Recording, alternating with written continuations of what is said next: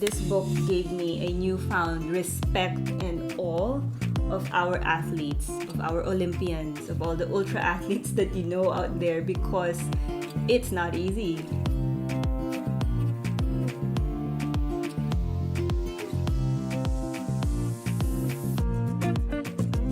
Hi everyone, this is Paul Loves to Read, and this channel is all about sharing the love and joy of literature.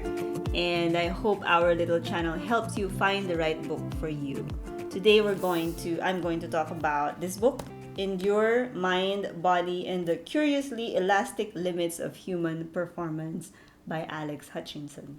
The book is about endurance, as it says on the cover. But seriously, it's really the author, and a little about the author, by the way. Alex Hutchinson is an athlete himself. I would imagine that he got into this book with almost like a personal stake, because he wants to understand what makes human bodies endure as much as they can, as much as it can. Him being an athlete himself, and he's a runner. He has competed in a lot of marathons.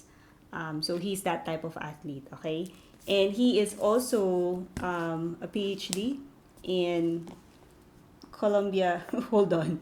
He holds a master's in journalism from Columbia and a PhD in physics from Cambridge. So he also wrote for New York Times and Outside Magazine and Runner's World. So that, just wanted to give you a brief kind of snippet about the author, because again, for a nonfiction book, you kind of want to do that all the time. So yeah, the book is about him, the author, trying to find out the different studies and the different innovations and technologies around how do we really understand human performance when it comes to endurance, the full, the physiological side of it, as well as the psychological side of it. What makes us endure great great feats of physical accomplishments and so on. The book has 3 parts.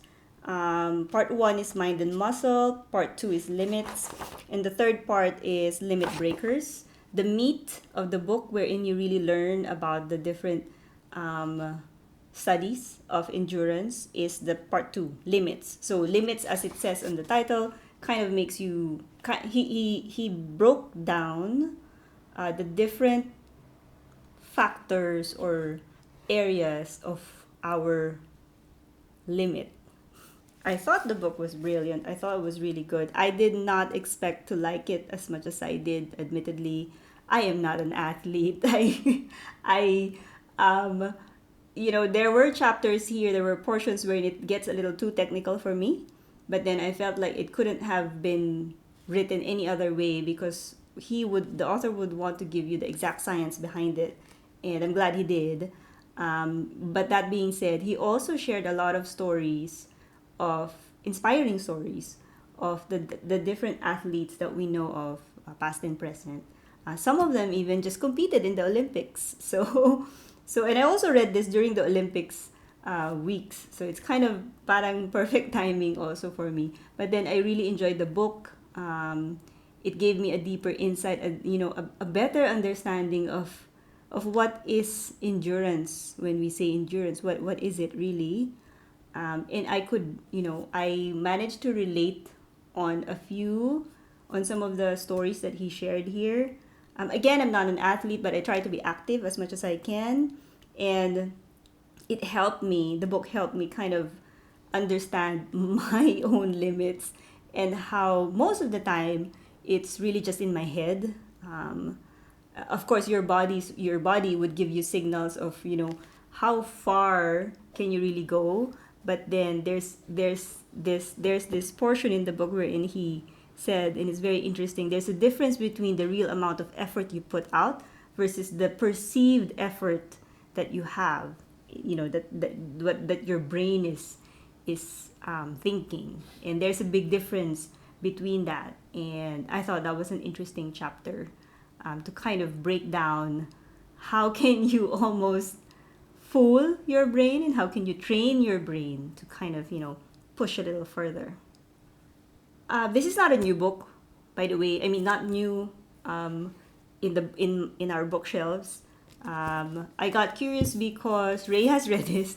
You have read this, and he really loved the book. He really, really loved the book, and that kind of got me curious to read about it. And then I try to be active as much as I can, and that's really the reason why I decided to read this, to kind of understand my own personal, limits, my own personal endurance, and how my brain, how my mind plays actually a very big part of the whole thing.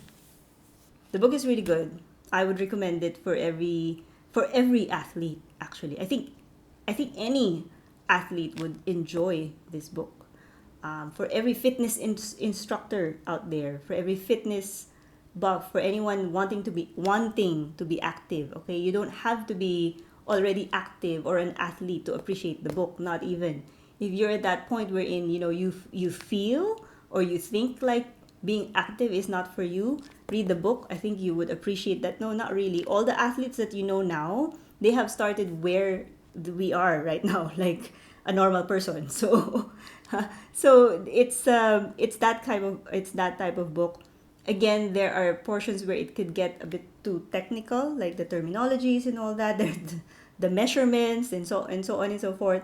But it's still worth the read. It's still interesting. I also wanted to add that this book gave me a newfound respect and awe of our athletes, of our Olympians, of all the ultra athletes that you know out there, because it's not easy to be an athlete. The kind of brutal, pain and just that constant, I don't know, like pushing your bodies to the limits and beyond at a constant level must be, it's not normal. It's not for everybody, and no wonder it's just what 1-2% of the population in the whole planet who could actually do that, right? And that's why this book really gave me that respect, like completely, totally respect to all those people, to all the athletes out there who run every day, who just goes out and pushes their bodies and their minds to the limit because they want to achieve more, and they want to achieve above and beyond of what history says we can achieve. And that's another interesting thing that I observed about the book, is that time and time again, history would make us believe that the human endurance is only up to this point. And that's according to studies, that's according to history, that's according to everything that we know about past athletes and about our body and our mind. But also, time and time again, our athletes have surpassed whatever limit they set. Always, always, without fail. So for me, that was amazing. Parang it almost sounds like, it almost feels like, you just set a record, or you just set a limit. Somebody out there sets a limit that says na, okay, this is the fastest that we can run a marathon.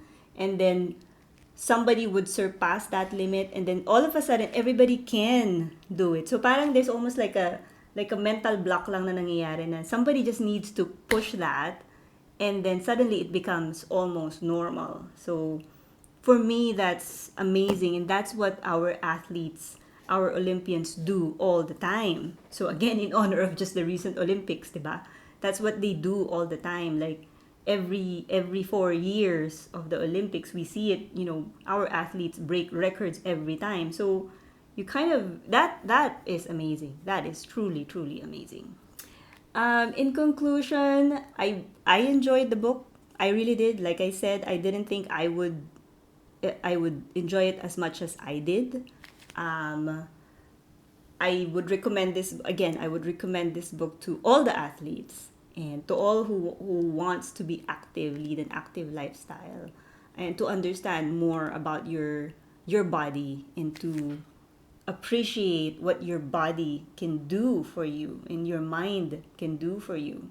Really, I mean, I walked away from this book, which I kind of already know, but I walked away from this book really thinking that our brains is the most sophisticated piece of engineering in the planet. Nobody really knows what goes on in our brains And I mentioned the brain because really it's the combination of your brain and your body that makes you do things that you think you cannot do. And it's just, it's an ode, this book. It's an ode to athletes. It's an ode to your body and your mind. And I thought it's brilliant. Thank you.